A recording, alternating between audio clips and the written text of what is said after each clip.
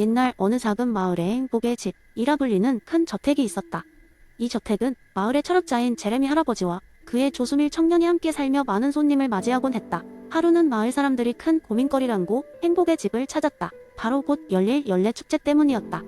마을은 매년 특별한 날을 기념하기 위해 축제를 열었고 그중 가장 유명한 행사는 마을의 공용 떡 굽기 대회였다. 그런데 해마다 음식을 준비하는 데만은 시간이 들고 음식을 나누는 일도 항상 공정하지 않다는 논란이 있었다. 일부 사람들은 많이 먹고 일부는 거의 받지 못하는 일이 반복되었기 때문이다. 그래서 마을 원로들은 제레미 할아버지와 밀 청년에게 도움을 요청했다. 밀 청년은 고심 끝에 저택이 라이브러리에서 공리주의 원칙을 꺼내들었다. 우리가 추구하는 것은 최대 다수의 최대 행복입니다. 그는 자신감 있게 발표했다. 우리의 목표는 가능한 한 많은 사람들이 축제를 즐길 수 있도록 하는 것입니다. 밀 청년은 제안했다. 우선 떡을 굽는 방식을 바꿔보죠. 각 가정에서 자신의 가족이 먹을 만큼만 굽도록 하되 더 많은 떡이 필요한 가정은 이웃과 나눌 수 있게 장치를 마련합시다. 그리고 떡을 나눌 때는 나눔의 원칙을 도입해 모든 사람이 평등하게 받을 수 있도록 합시다. 제레미 할아버지는 밀 청년의 의견을 듣고 고개를 끄덕였다. 좋다. 이 방식을 통해 우리가 늘어낼 수 있는 행복이 있다면 시도해볼 가치가 있겠지. 그리하여 마을 사람들은 처음으로 공리주의적 떡 나눔 방식을 축제에 도입했다. 많은 사람이 자신의 떡을 굽고 이웃과 나누기 시작하면서 자연스럽게 대화와 교류가 늘어났고 평소에 잘 몰랐던 이웃들과 친해질 기회를 가졌다. 또한 공정한 떡 배분 덕분에 마을 사람들은 모두 행복하게 축제를 즐기게 되었다. 축제 후 마을은 반짝이는 불꽃놀이와 함께하고 있었고 하늘에는 두근거리는 마음과 같은 별들이 떠 있었다. 행복의 집에서 제레미 할아버지와 밀 청년은 축제의 성공을 바라보며 이야기를 나누었다. 최대 행복이 이런 것이군요. 밀 청년이 흐뭇한 미소를 지었다. 모두의 의견을 듣고 최대한 많은 행복을 추구하려는 노력 덕분에 이렇게 훌륭한 날이 될 수 있었던 것 같습니다. 제레미 할아버지 역시 만족스러운 표정으로 대답했다. 맞아. 밀 공리주의란 결국 모든 사람이 함께 행복을 찾는 과정 속에서 발현되는 법이지.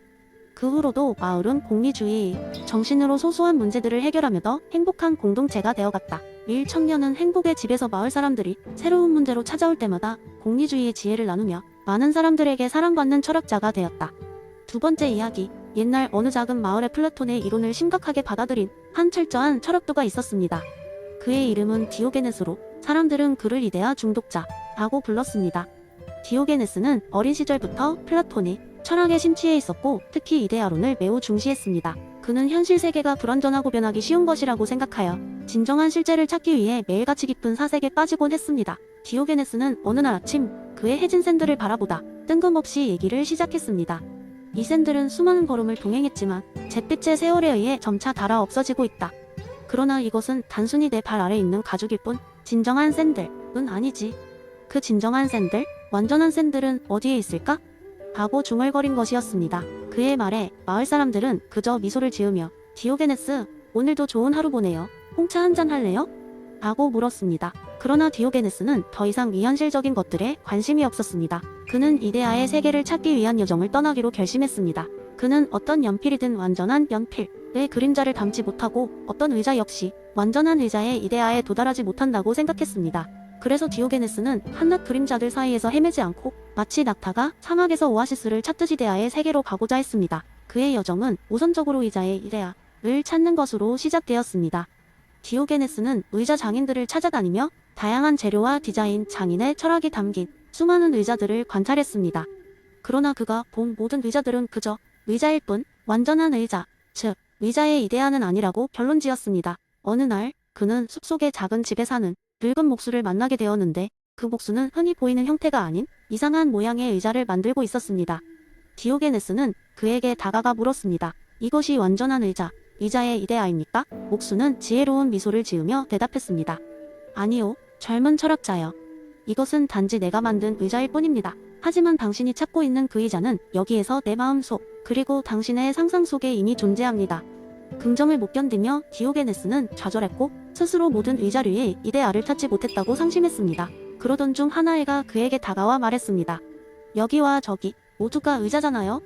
그런데 그런 것들은 다 똑같은 의자 아니겠어요? 왜 이데아를 찾으려는 거죠? 디오게네스는 그 순간 이 작은 아이로부터 깊은 통찰을 얻었습니다.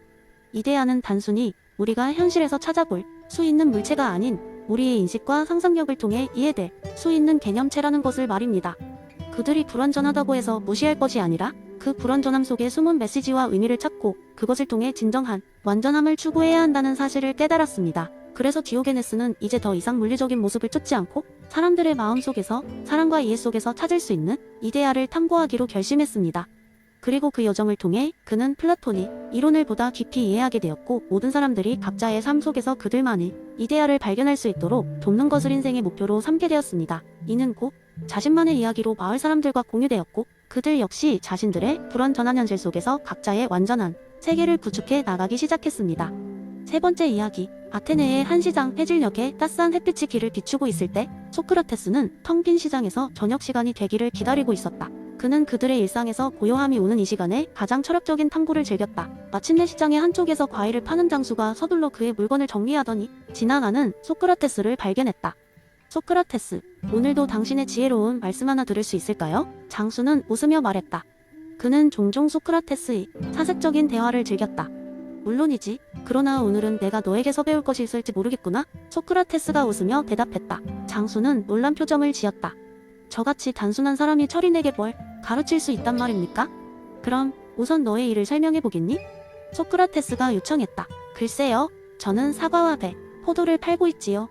가장 좋은 과일을 고르는 법을 알고 어떤 계절에 가장 잘 팔리는지도 알지요. 매일 아침 시장에 와서 신선한 과일을 배치하고는 합니다. 장수가 설명했다. 소크라테스는 고개를 끄덕이며 말했다. 그렇다면 너는 이 일을 통해 많은 것을 알고 있구나. 하지만 과일을 팔지 않은 나는 그것에 대해 무지하다는 것을 깨달은다. 장수는 잠시 생각했다. 하지만 철학은 전혀 다르지 않습니까? 당신은 삶과 죽음, 정의와 진실에 대해 아시잖아요. 맞아. 하지만 내 철학의 핵심은 내가 무엇을 모르는지를 아는 것이란다. 나는 많은 것을 알지 못하지. 그러나 그것이 바로 내가 더 많이 배우고자 하는 이유이지. 장수는 미소를 지었다. 그러니까 무지함을 인정하는 것이 더 깊은 이해로 가는 길이란 말씀이군요? 그렇단다. 소크라테스는 다시 한번 고개를 끄덕였다. 우리가 우리 자신의 제한된 지식을 인식할 때 그때 비로소 우리는 진정한 배움을 시작할 수 있는 것이란다. 그날 저녁 장수는 가게를 정리하고 돌아가며 깊은 생각에 잠겼다. 그는 소크라테스에게서 들은 이야기가 그에게 남긴 깊이를 깨달았다. 자신의 일을 통해 과일에 대한 지식을 쌓아왔지만 그는 또한 자신이 모르는 많은 것들이 있음을 인정했다. 며칠 후 장수는 시장에서 소크라테스를 다시 만나게 되었고 감사의 인사를 전했다. 당신 덕분에 더 많은 것을 알고자 하는 열망이 생겼습니다. 저도 무지에 대해 아는 자가 되어야겠어요. 소크라테스는 미소를 지으며 대답했다. 좋은 시작이지. 무지를 인정하는 것은 가장 큰 용기야. 그것이야말로 진정한 지혜의 시작이지. 이후로도 장수는 더 많은 질문을 던지기 시작했다. 그는 자신의 무지를 인정함으로써 매일 소크라테스와의 대화에서 배울 수 있었고 이는 그가 더욱 깊은 이해를 향해 나아가게 했다. 이렇게 소크라테스의 무지해지는 단지 철학자들 사이에서만이 아니라 일상 속의 사람들에게도 깊은 인상을 남기게 되었다. 그들의 대화는 아테네 시장의 이야기로 남았고 사람들은 과일 장수와 소크라테스의 우정을 가리켜 서로 다른 주제의 만남이라고 불렀다. 네 번째 이야기 한 번은 작은 마을에 사는 엘리라는 소녀가 있었습니다. 그녀는 매일 반복되는 평범한 일상의 지루함을 느끼며 더 많은 모험과 색다른 경험을 갈망하곤 했습니다. 하늘을 올려다볼 때면 그러던 어느 날 밤 그녀는 꿈을 꾸기 시작했습니다. 꿈속에서 엘리는 신비로운 존재를 만나 그에게 자신의 삶이 반복된다는 소식을 들었습니다. 엘리야, 내가 살고 있는 삶은 영원히 반복될 거란다. 신비로운 존재가 말했습니다. 너는 지금의 이 순간들을 무한히 반복하게 될 거야. 그러니 스스로에게 묻거라. 이 삶이 끝없이 반복된다면 그 반복을 기쁘게 받아들일 수 있겠니? 엘리는 충격을 받았습니다. 매일 같은 일상이 반복된다면 그것이 무슨 의미가 있을까? 그녀는 한동안 고민에 빠져 지냈습니다. 그러나 그 고민 끝에 엘리는 깨달았습니다. 만약 그녀의 삶이 영원히 반복된다면 그 반복되는 삶을 가치 있게 만드는 것은 자신에게 달려있다는 사실을 말입니다. 매 순간의 선택, 행동, 그리고 감정이 더 이상 일회성이 아니라 영원한 것이 된다면 어떠한 방식으로든 지금 이 순간을 더 의미 있게 만들어야 한다고 엘리는 결심했습니다. 그날 이후 엘리는 아침마다 감사의 기도를 드리며 하루를 시작했습니다. 그녀는 평소에 무심코 지나치던 길가의 꽃들을 주의 깊게 바라보고 마을 사람들과 더 자주 이야기를 나누며 몰랐던 그들의 이야기에 귀를 기울였습니다. 무엇보다 그녀는 더 이상 작은 일상에 갇혀있다고 느끼지 않았습니다. 오히려 매 순간 속에서 새로운 것을 발견하고 즐기기 시작한 것이었습니다. 엘리는 또한 새로운 취미를 시작했습니다. 그림을 그리며 자신이 느낀 감정을 색으로 표현하는 법을 배웠고 마을 도서관의 책을 통해 세상의 다른 부분을 탐험했습니다. 그녀는 종종 친구들과 모여 작은 음악회를 열기도 하고 어른들이 필요로 하는 일을 도와주며 그들에게 배우는 것을 소중히 여겼습니다. 신비로운 존재가 말했던 영원 회귀의 이론은 엘리의 삶을 완전히 바꾸어 놓았습니다. 더 이상 반복되는 것이 지루한 것이 아니라 그것이 그녀의 삶의 깊이를 더해주는 요소가 되었습니다. 그녀는 이제 매 순간에 감사하며 그 순간을 최대한의 가치로 채우려 노력했습니다. 이제 엘리는 행복했습니다. 그리고 매일 밤 잠들기 전 그 신비로운 존재에 감사했습니다. 매일이 어제와 비슷할지도 모르지만 그녀는 매일을 새롭게 만들 힘을 가지고 있다는 것을 깨달았기 때문입니다.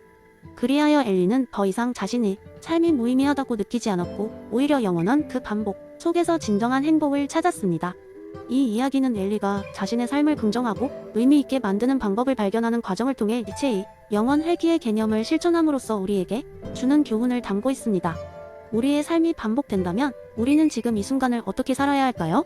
엘리처럼 자신의 삶을 긍정하고 매 순간을 가치 있게 만드세요. 그것이 바로 니체가 우리에게 던진 질문이고 또한 우리가 찾을 수 있는 해답입니다.